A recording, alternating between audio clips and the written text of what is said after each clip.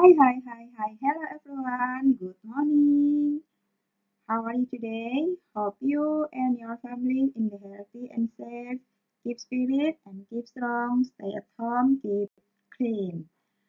Now we are going to start our study. Let's pray. Our Heavenly Father, thank you for your kindness. Thank you for your blessing. Thank you for your love. Now we want to start our study. Please bless and guide us so that we can understand what we learn today. In the name of Jesus Christ, we pray to you. Amen. Baiklah anak-anak, kita akan melanjutkan pelajaran kita hari ini dari pelajaran 8. Topiknya aku melayani dengan berdoa bagi sesama dan alam sekitar. Bacaan Alkitabnya dari Amos pasal 7 ayat 1 sampai ke 6, kemudian Yakobus 5 ayat 16b. Anak-anak silakan nanti membacanya di rumah ya. Amos adalah seorang peternak, juga pemungut buah ara hutan dari Tekoa, tempat tinggal Amos 19 km sebelah selatan Yerusalem. Amos mendapat beberapa penglihatan nubuatan mengenai Israel kerajaan utara.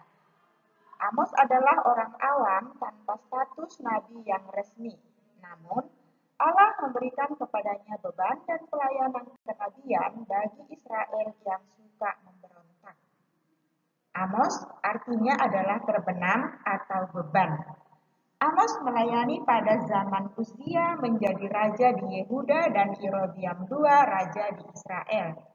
Amos bernubuat 2 tahun sebelum gempa bumi. Amos pergi ke Betel, tempat tinggal Raja Yerobeam II dan pusat agama yang dibanjiri oleh penyembahan. Di sanalah Amos dengan berani memberitakan tentang keadilan, kebenaran, dan hukuman Allah karena dosa pemberontakan bangsa Israel. Nah, bagian ini satu-satunya doa yang di dalam kitab Amos. Ia berdoa untuk memohon pengampunan dari Tuhan bagi bangsa Israel yang suka memberontak. Nah, karena pemberontakan mereka, Tuhan memakai bangsa Asyur untuk menyerang orang Israel. Nah, melalui ayat ini, Amos sebagai penulis kitab Amos sendiri ingin menyampaikan kepada para pembacanya bahwa Tuhanlah satu-satunya Allah yang Maha Kuasa dan mampu melakukan segalanya, termasuk memberikan pengampunan kepada umatnya.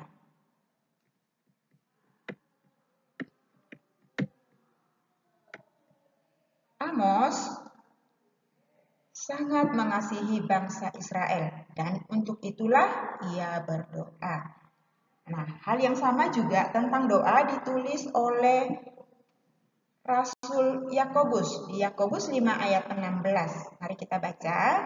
Karena itu, hendaklah kamu saling mengaku dosamu dan saling mendoakan supaya kamu sembuh. Karena doa orang yang benar bila dengan yakin didoakan sangat besar kuasanya.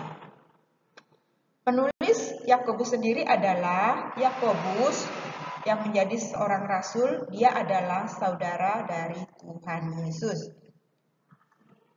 Di sini Rasul Yakobus menjelaskan dan mengingatkan bahwa doa itu harus dinaikkan dengan kesungguhan.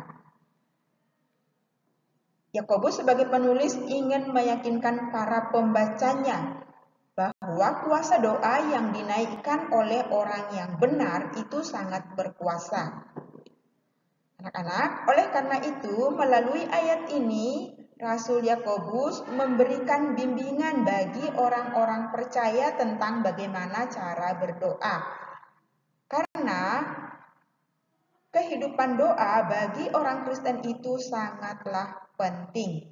Selain kerendah hatian, kesabaran, kebijaksanaan, doa merupakan hal yang penting di dalam kehidupan orang Kristen, termasuk di dalam kehidupan kita sebagai anak-anak Tuhan. Doa itu juga merupakan nafas hidup orang percaya. Oke. Nah, jika doa adalah nafas hidup orang percaya, jika kita tidak berdoa, maka kita tidak hidup di dalam relasi dengan Tuhan Sang Pemberi hidup.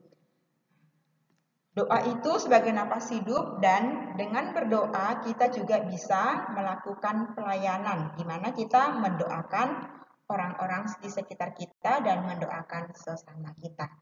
Kehidupan Kristen dan melayani. Salah satu cara melayani dapat kita lakukan dengan berdoa.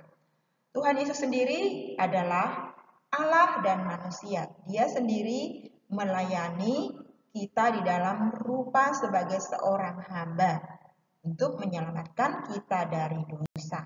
Dan Tuhan Yesus sendiri berdoa bagi kita dan dia melayani kita dengan rela datang ke dalam dunia, mengambil rupa seorang manusia di dalam kehinaan dan kerendahan untuk mengasihi kita. Dan dia melayani kita atas dasar kasih, bukan karena kita mengasihi dia, tetapi justru karena kita berdosa. Kemudian, itulah anak-anak yang mendorong kita sebagai orang Kristen untuk juga melayani dengan salah satunya berdoa. Kenapa? Karena Tuhan Yesus sendiri sudah terlebih dahulu melayani kita.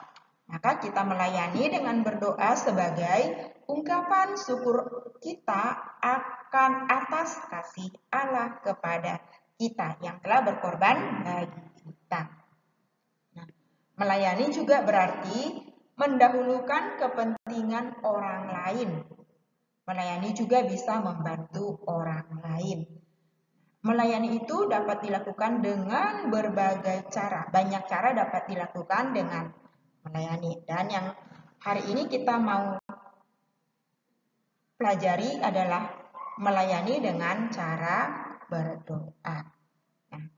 Di sini diajarkan tentang pentingnya kehidupan doa di dalam kehidupan kita sehari-hari. Tanpa doa artinya kita tidak ada relasi dengan Tuhan. Tuhan Yesus sendiri berdoa bagi kita.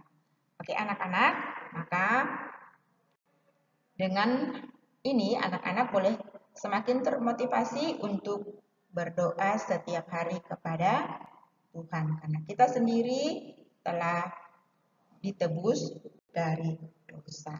Oke, kiranya pelajaran kita hari ini sampai di sini. Anak-anak nanti boleh mengerjakan tugasnya. Kita akan melanjutkannya minggu depan. Nah, dari pelajaran hari ini, tugas anak-anak adalah mengerjakan pertanyaan nanti 3 soal, kemudian dikerjakan dan dikirimkan kepada teachernya ya. Tolong supaya tugasnya dikirimkan setiap hari sehingga nanti tugas anak-anak tidak semakin menumpuk. Oke, sampai di sini pelajaran kita. Our Heavenly Father, thank you for your kindness, thank you for your blessing, thank you for your love.